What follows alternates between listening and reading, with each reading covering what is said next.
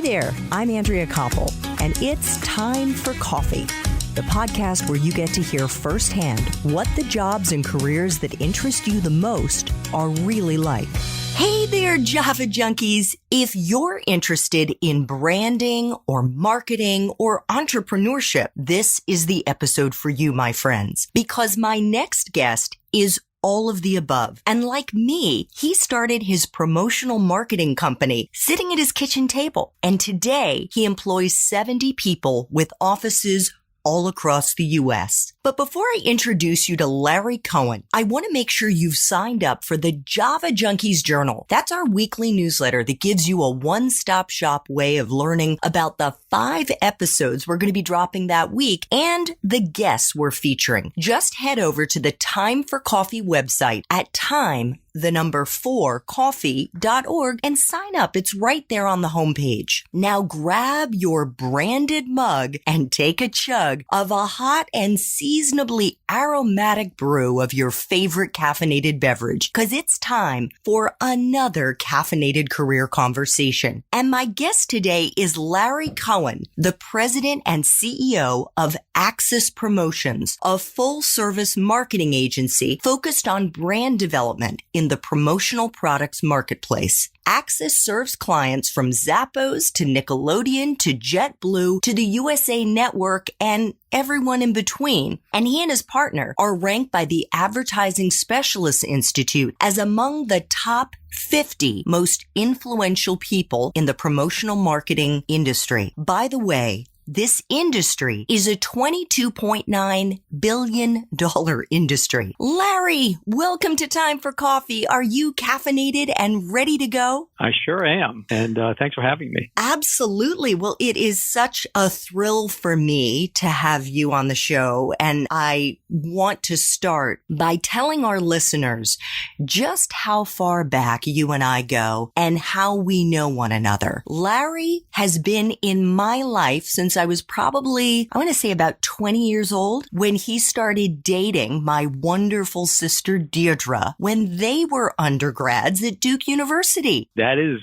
completely true. And it's been a pleasure to grow up with you and the rest of your family and my lovely wife, Deirdre, who not only is the mother of 2 awesome kids who are now in college, but also my best friend. So it's been pretty awesome. And this also means that Larry knows where all the skeletons are buried in my life. And I still trusted him enough not to start talking about all the real winners I dated when I was in college and in my 20s, when I would be crying on his shoulder because another guy had dumped me. I really trust you, Larry, that none of this stuff is going to be coming up during the interview, right? Definitely not an interview. And, that's all old past history. We don't need to talk about that. We have so many other things we can talk about now. Yes. But the truth is he does know about all those skeletons and had been such a source of comfort to me when I was all of your age out there going through the highs and lows of being out there on the marketplace. So thank God I found my partner and all is good. So Larry, I want to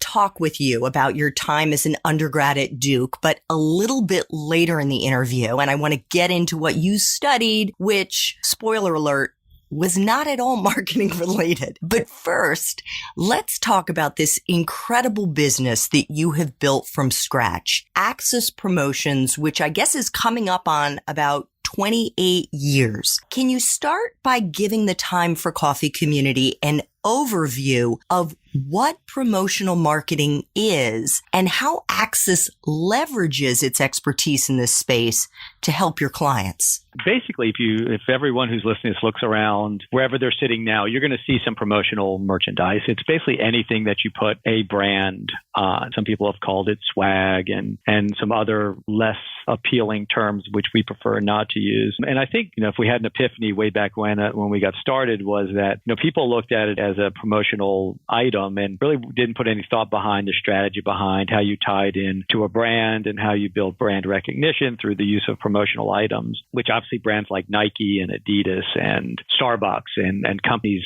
like that obviously build their brand. They have their logo everywhere and the logo is used very consistently, used very strategically. Well, in our industry, there had been a tendency not to put any strategy behind the giveaway. You were going to do a big event and you were going to give something away with your brand on it, but you didn't give a thought about who the target audience was or what the theme was or things like that. And so when I got started, the recognition that I had that because people weren't thinking about it, I could probably convince them that if they put more strategy behind it, they would get a better return on their investment and people would be more appreciative. We'd be creating things that people want to keep as opposed to creating things that people would say, why'd they give this to me? Or end up creating more landfill, which we are decidedly against. So it is really, the crux of the business for us is working with our clients. And Andrea mentioned some, and we've worked with very large clients and we work with very small clients. But at the end of the day, it's all about how to use promotional items to build your brand and create a tangible connection between your brand and your target audience.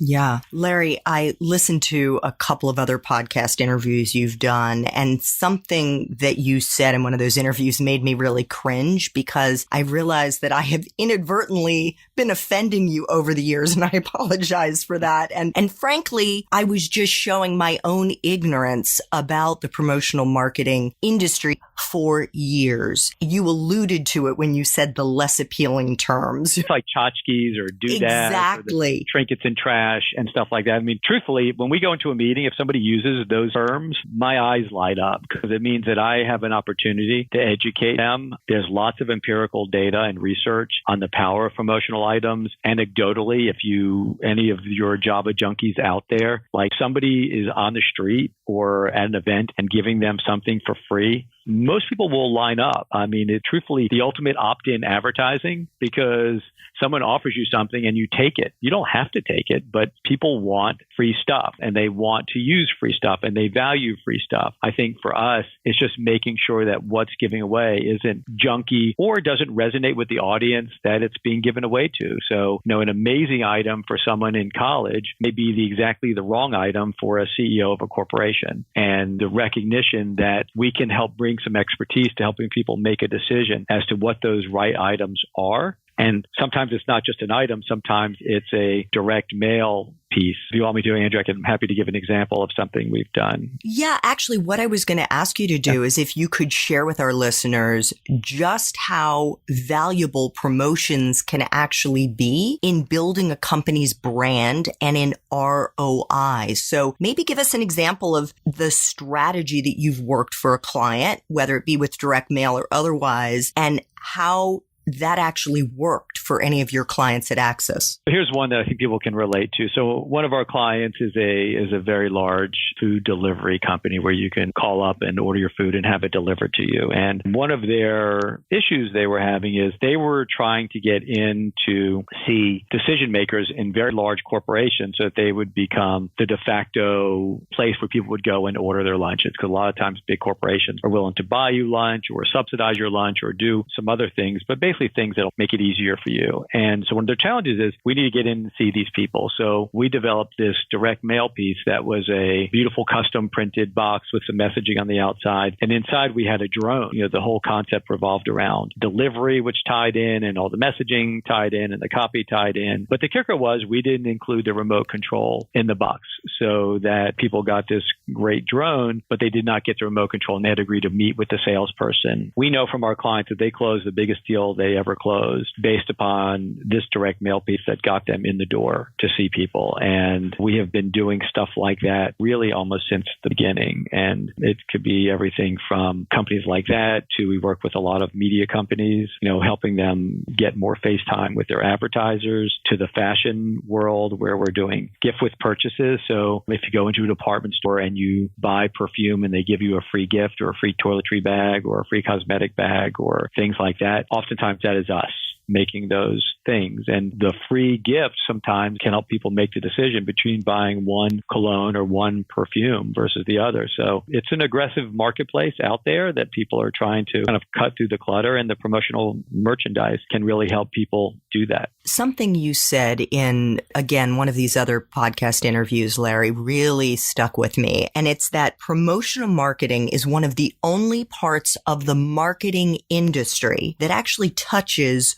all 5 senses. That is such a cool way of thinking about it. Yeah. And so I mentioned it's the ultimate opt-in advertising. There's no limit to what I can sell to clients because we don't have a specific product and we don't make a specific product. Our job is to come up with ideas. So there are literally hundreds of thousands of products out there. We do a tremendous business in food, and we have an amazing food manufacturer that is like, it's like going to Willy Wonka's chocolate factory where they do custom chocolate and they make their own popcorn and they do all this amazing food. You deal with smell and taste there. Like if, there's tangible items. I mean, everything we do is tangible in certain ways. We do things that relate to sound because people love technology. So we're doing tremendous numbers of Bluetooth speakers. So really, there's nothing that we can't do that won't touch somebody somewhere. And the idea is to make sure that whatever we do will resonate with them. If we're going to do food, it's got to be great tasting food because when you eat great tasting food, you associate positive things with the brand that you are doing. If you get an amazing speaker and it sounds great and you use it on the beach, it's a constant reminder. If you get an amazing piece of drinkware that you carry with you to the gym every day and it doesn't leak in your bag, those are all positive things. And so I often say for dealing with clients, I think of 3 things. I want you to use it,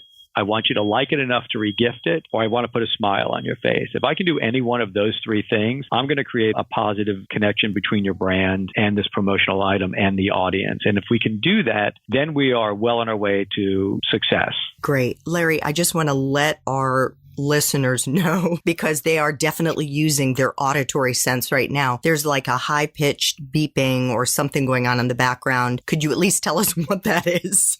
Well, this often happens. I'm located in New York City, very close to Fifth Avenue. And oftentimes it is either trucks coming by. Don't be surprised if you hear a fire truck come by. It's just the sounds of the city. Great. Okay. Sorry about that. No, hey, this is the real world. Before I ask you about how you started Access from your kitchen table, which is, by the way, where I work most of the time on Time for Coffee. Could you talk to those T4C listeners who are still in college, like your sons, Jake and Dylan, or maybe just graduated and are thinking that, maybe I'd like to get into the promotional marketing industry or just the marketing industry. From your almost 30 years in this industry, Larry, what are the qualities of the kind of young professional who would be well suited to this line of work? Do they need to have creativity like oozing out of their pores? I don't think they have creativity oozing out of their pores because I'm creative in one way, yet John, who's our graphic designer, is creative in a completely different way. So I think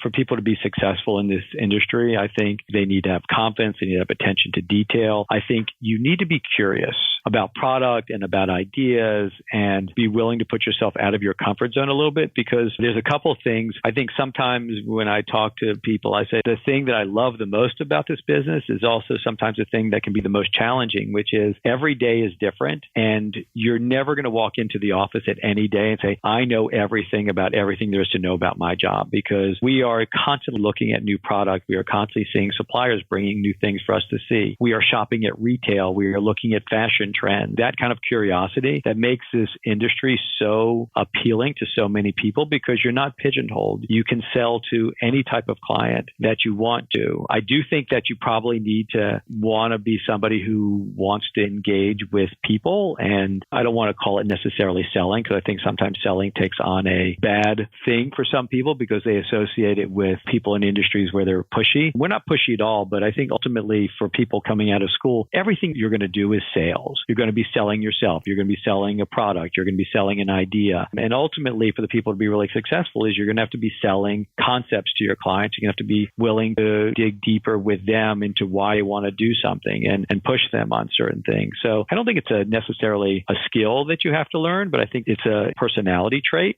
that makes people successful. So they need to be comfortable interfacing with other people for sure. That's like absolutely foundational to breaking into this industry. Yeah, and I think it's the best part of the job, right? I mean, if you're a person who just wants to sit at your desk all day long, there are definitely pieces of our company where people love doing that. I mean, we have some people who work on more process-related stuff for us. They love that part of their job. Me personally, I couldn't stand it. Doesn't mean you have to be creative or you have to be outgoing. It just depends on what element of the industry that you want to be involved in. We build e-commerce sites for our clients, and these are usually more internally facing, although there are some that are externally facing. So the people who are involved in helping to build those stores and to manage the inventories and all of that, they are more naturally inward facing because that's what they do. But they also get on the calls with clients on a weekly or monthly basis, and they're reviewing what's successful, what's not successful. So I think everybody here has client interaction at some point or another, and I think that part's important. All right, Larry, drum roll, please. Let us flash back to the early 80s when you were an undergrad at Duke. Larry Cohen, what was your major and what did you think you were going to do when you graduated? I was pre-med and I was a poli-sci major, so definitely not completely linearly focused on being a doctor, but was 97% sure that's what I was going to do. I was an EMT on a rescue squad. I worked in hospitals. I helped with autopsies, and I loved all of that stuff. And I had amazing mentors my whole life and took the MCATs and got accepted to medical school. And as I was trying to figure out which school to go to, I had reached back out to some of my mentors, and the mentoring didn't end because they started saying, look, the profession of medicine is really changing, and we hate to tell you this, but we're not sure we would do it again. And so as a person a few weeks away from graduation, that was shocking to me because I knew that once I went to medical school, I was going to have another 8 years of education and internship and residency ahead of me. And it really gave me pause to say, why am I going to do this? And if the mentors who I really trusted were telling me that they wouldn't do it again, is this the path I really wanted to go down? And so I decided to defer for a year, was very lucky to have parents who were really supportive of that decision and not pressuring me into going down that path. And also supportive, very lucky to have an amazing dean who I had gotten to know when I was at Duke. And he said to me, look, you've never been the traditional pre-med guy. He was the poli-sci dean. And he said, take a year off. But if I were you, I would go to either law school and focus on business-related stuff or go get your MBA, because I think ultimately it'll help propel you later on in life. And it was great advice. I ended up working for a year, taking the LSAT, and ended up going to Penn Law. It was great. Yeah. Before I get into post-college time for you, Larry, could you quickly just give Java Junkies an overview of any of the extracurricular activities that you were involved in that in hindsight you think actually were skills that you were honing that were useful to you once you got out into the working world?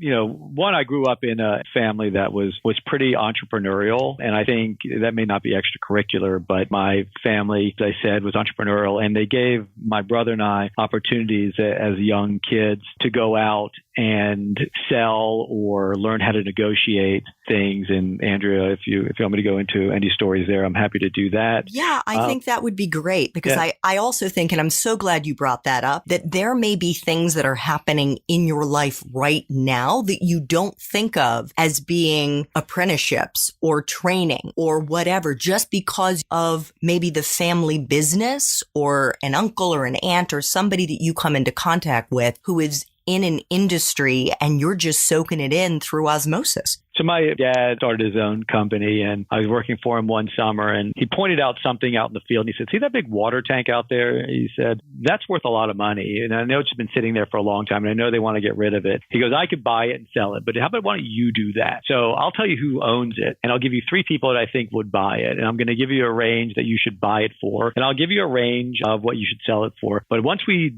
do this, the rest is up to you. And so one, I called the person who owned it, and I negotiated it. And then I got on the phone and pretty quickly sold it and ended up as a 15 or 16 years old and made like $3,000 on this. But the point wasn't the money. And the point for my father was getting the confidence enough to call a stranger and offer to buy something and not accepting what they first want to sell it to you at. And then calling and negotiating the sale on the other side. And I look back at the success of where I am today, and those types of lessons that he taught me, like giving me those types of experiences, were invaluable. I also watched him in his business help people out when they needed help and lend people money when they needed money, not with paperwork and not with anything else, but other than a handshake. And I think about those things all the time. It's experiences like that, and which led me to my next kind of extracurricular activity, which was amazing at the time because I was actually the Coors beer representative at Duke University. I was hired by Coors and the local beer distributorship to sell Coors beer on campus. The drinking age was 18. And so my job was to go to the fraternities and sell them kegs of beer. And then if there were sponsorship opportunities on campus to do that. So selling beer to college kids, not the most difficult thing in the world, but my competitor was the Budweiser guy. So we were the two guys on campus who were competing for that. But again, it involved marketing. It involved a little bit of advertising. My picture would show up in the newspaper, meet Larry Cohen, your Coors beer representative. Basketball players used to call me Mr. Coors. People out there who are listening, the only reason I got that job is because I was playing tennis and met a guy. And he said, "What do you do?" And I said, "Well, I go to Duke." He goes, "Oh, funny you should mention Duke. We're looking for a beer representative." And because I stopped and talked to him, because I was outgoing, because I was willing to have a conversation with a total stranger, it turned into a really well-paying job for 3 years of college. It's amazing to think I've known you 35 years. That's the first time I'm hearing that story. Larry, I want to switch to when you started Axis. I've already alluded to the fact that you started it at your kitchen table. And in addition to cooking lots of delicious soups, because Larry's a great cook, by the way, you started, correct me if I'm wrong, with an idea to sell binoculars at sporting events. Was it to sell them to the NBA? Yes, and I was actually still an attorney at the time. So fast forward, went to Penn Law, graduated, was working as an attorney and had this idea. And again, I didn't know there was even a promotional product. And I just knew that I go to athletic events and they give away stuff. And I was thinking, well, wouldn't it be great if someone gave you a pair of binoculars? Now, it doesn't have to be the most amazing pair of binoculars, but anything to improve your viewership of the game. So we sourced those binoculars overseas, and someone in the family knew one of the owners of the Washington Bullets, and they made an introduction, and I went and met with him, and he was like, "This is such a great idea." He literally called the number 2 person at the NBA while I was sitting there, and that person said, "Wow, this is a fantastic idea." And they said, "Can you fly up to New York tomorrow?" So I didn't know anything about the promotional products industry. I wasn't really sure how we were going to do everything to get all the binoculars and stuff like that, but flew up and met with the NBA. They loved the idea, and about 6 months later, I quit my job as an attorney and then began my 2 or 3 years, I guess, of working solo, first in Maryland, and then we moved to New York for my wife's job, and the rest is history. So how long did it take you before you started actually making money? It took a while. I would say probably took at least a couple years, because any money you make is kind of going back into the business. You're not making a lot at the time. But I also knew that the making money part wasn't always the biggest concern, because I knew that I wanted to build something bigger. And the interesting part of the story, and not to get away from the money making part, was once you realize that it's not a great business to be a one product company, I started to expanding out into other areas. And my next meeting was with somebody at American Express that I knew, who called and said they needed mugs, and they needed 10,000 mugs. And I was like, in my head, I was going, I have no idea where to get mugs. I'm a smart guy. I can figure this out. And I did. And someone goes, the whole industry built around this. He said, come to this trade show with me. I flew to Dallas, and I walked onto the trade show floor, and I was like blown away. First of all, how big the industry was, but how many different amazing products there were. And I got the program for the 10,000 mugs, and it was for American Express. And to this day, American Express, all those years later, is still a very large client for us. But again, I started asking people questions about themes, target audiences, demographics, typical marketing questions. And everyone's reaction was befuddlement, because they were like, why are you asking marketing questions? You're just the giveaway. And I was like, but you realize that this may be the most valuable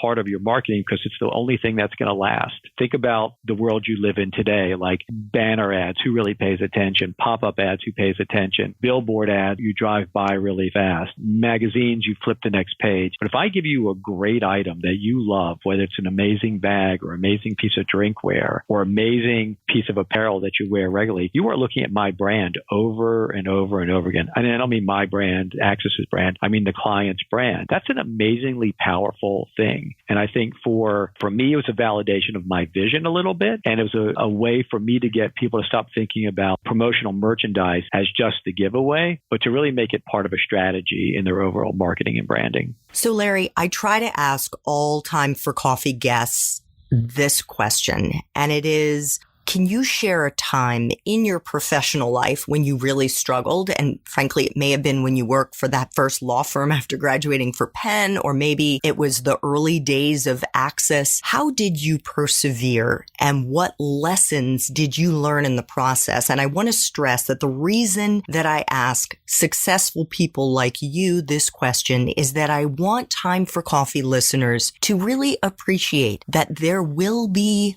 ups and downs in their professional lives as well as their personal lives. And this is normal, and not to see it as a failing on their part, but rather something they should just get mentally prepared for, because more often than not, what's going to happen is you're going to come out stronger as a result. I would say for me, that period of time, I mean, the low part was when I decided not to go to medical school and really trying to figure out what I was going to do. Keep in mind that if you have the luxury of being able to zig and zag and try new things out and not feel like everyone's expecting you to go from point A to point B to point C to point D, life doesn't really work that way. So here I went from making a really frothy salary as an attorney to go and making zero, right? Risky time in a life, but didn't have kids, and at that point was married and had a wife who was supportive. But again, when you're sitting there every day by yourself trying to figure it out, there's a lot of low moment in those periods.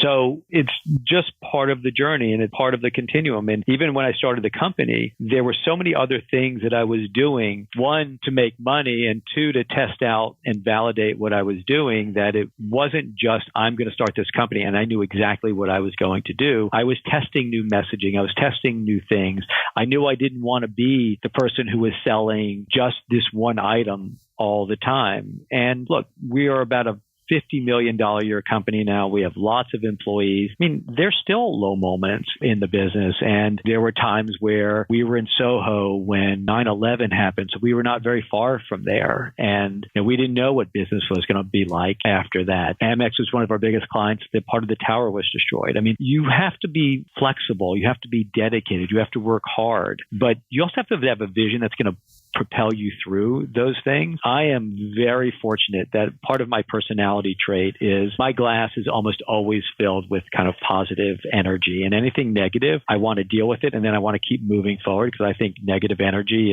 is just a big time suck and doesn't really do anything. So I try to focus in on the positive aspects and then try to really focus in on what it's going to take to get from the next point that I am shooting for. I love that, Larry. I love having an attitude where the glass is almost always full or overflowing. And I can totally validate that as somebody who's known you for 35 years. I have never seen you sweat the small stuff. You are always somebody who's just radiating positive energy. So it's another one of the reasons I love being around you. Final Time for Coffee question. If you could go back to Duke and do it all over again, but based on the wisdom that you have now, what advice would you give yourself, Larry? I probably would have taken some different classes. I don't think I would have changed anything that I would have done in terms of my career. Again, I was pre-med, so I was really focused in on my grades and everything else. And I think I took some classes that were like, I look back and I'm like, why did I take that class? And I probably took it because someone said it was an easy A, or I didn't want to have to do these things. And I probably would have pushed myself a little bit harder to take classes a little bit more out of my comfort zone and maybe take them and not care as much about grades. Looking back, there are definitely things that I would have taken differently. And there may have been some clubs I would have gotten more involved with. Looking back now, it would have been great to be involved in the marketing club. And I'm sure there's plenty of those at different universities. And I know Duke now has a group that helps plan the events on campus. So I could look back at things that interest me now that I would probably try, but I wouldn't change a whole lot about what I did, because they made me who I am today. And I think if you start picking apart all the things negatively or positively, you'd be a different person. And I'm kind of happy where I am in life and family and everything else. And I'm happy to say that I'm happy, which is great. Well, one of the many reasons that I wanted to interview you today, Larry, and I want to thank you so much for making time for coffee today with me and the Time for Coffee community. I think you are just a really remarkable guy, and I'm just so happy to have you in my life. Thank you. Andrew, it's been a pleasure for the last 35 years to have you in my life as well. And it's been an amazing journey. And I'm looking forward to the amazing journey that we're going to continue going on. I think you have done a remarkable job in terms of building this amazing Time for Coffee community. And people are lucky to have people like you out there who are reaching out and trying to really bring to the forefront all the amazing things that people are doing with their careers. Thanks so much for listening to Time for Coffee, where the professionals in the jobs that most interest you always have time to grab coffee 24/7, no matter where you live. I have one quick favor to ask you. Remember to rate, review, and subscribe to Time for Coffee. Thanks so much.